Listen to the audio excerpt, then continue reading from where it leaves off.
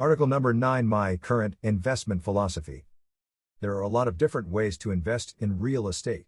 The right way for you may not be the right way for me, and that's okay. Success in REI does not look the same for everyone.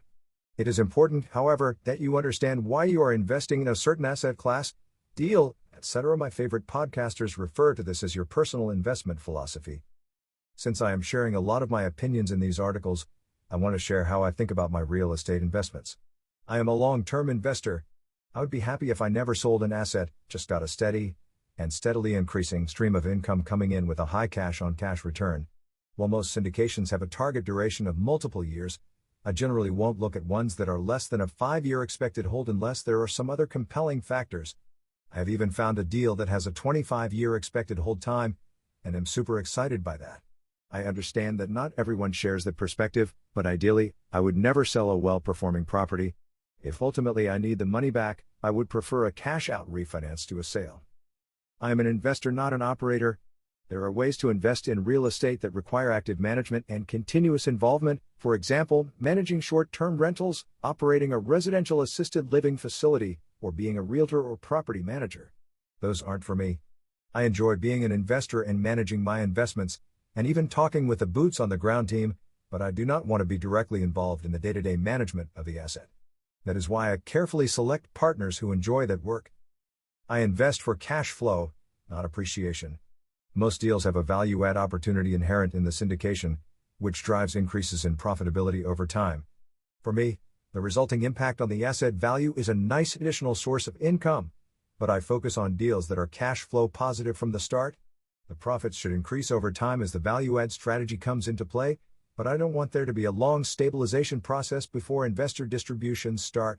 This means that I avoid development deals and major value-add opportunities despite there being huge potential profits to be made there. I view my passive income as an eventual replacement for my paycheck and thus want consistent long-term returns. Reducing taxes isn't my primary objective. I certainly don't want to pay more taxes than I need to, and work with a great accountant team to make sure that I don't, but many of the REI strategies that are touted as reducing your taxes, for example, cost segregations and bonus depreciation, require you to be a real estate professional in order to really benefit, which I am not and won't ever be as long as I have a day job. While these strategies do reduce the taxes I pay on my passive gains, they don't affect my active income, which is a bigger contributor to my taxes. So I look very closely at any deal where reduced taxes are called out as a primary benefit. There definitely are some interesting opportunities to explore, but since most real estate deals already have favorable tax treatment, I don't let taxes drive the investment decision for me. I prefer assets outside of residential rental real estate. Residential rental real estate, and in particular multifamily apartments and short-term rentals, have been a hot area for the past several years. I am not interested in that space and have been avoiding syndications that focus on it. While there are definitely many reasons to consider it, and I know several very successful syndicators in that area, I'm concerned about the increasing role that governments are playing in this space and the rate at which the rules are changing.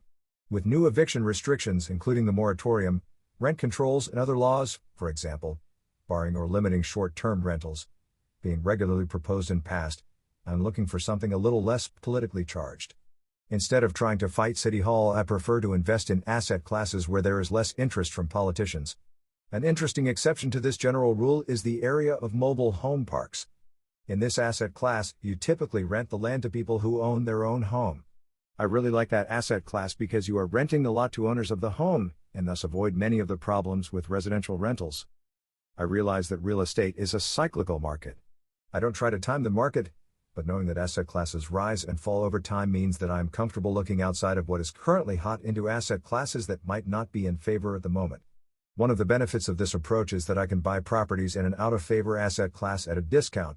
This contrarian philosophy is one of the reasons I am looking to grow my investments in retail strip malls right now. Disclosure, I am invested with Aspen. Strip malls are grouped in with other retail real estate, such as large shopping malls that are going through rough times and thus sell at a discount that allows them to cash flow from day one. It also contributes to my lack of interest in multifamily since that asset class has been extremely hot for the past few years and currently has extremely low cap rates. That said, I do prefer asset classes where the peaks and valleys of the cycles are gentle, as I want to be able to hold the asset through good times and bad, and that does require consistent cash flow. I like to diversify across asset classes. There are two conflicting philosophies about diversification. One is to specialize into a niche and become the expert on that area. The other is to diversify and spread out your risk. I fall into the diversification camp, in part because I find many of the asset classes interesting and believe they bring different market dynamics and risk profiles to my overall portfolio. Beyond SFRs that I own, I am invested in storage units, mobile home parks, agriculture, notes, strip malls, and even a car wash. I don't want to exclude a great opportunity simply because I can't become an expert on the asset class. Instead, I chose partners that are experts in the specific niche to mitigate the risk. I feel that since I can't predict when an asset class will move to the next phase in its cycle, I reduce my risk of my cash falling dramatically at an inopportune time by investing more broadly. I don't get to benefit from the great peaks, but my cash flow remains solid through the valleys as well. So that sums up my philosophy on REI. Where do you fall? If you have any questions about this post, please email them to me at blog@mbcray.com. I will reply to the questions that are straightforward and will turn the questions requiring more detailed answers into future blog posts. This article is my opinion only, it is not legal, tax, or financial advice.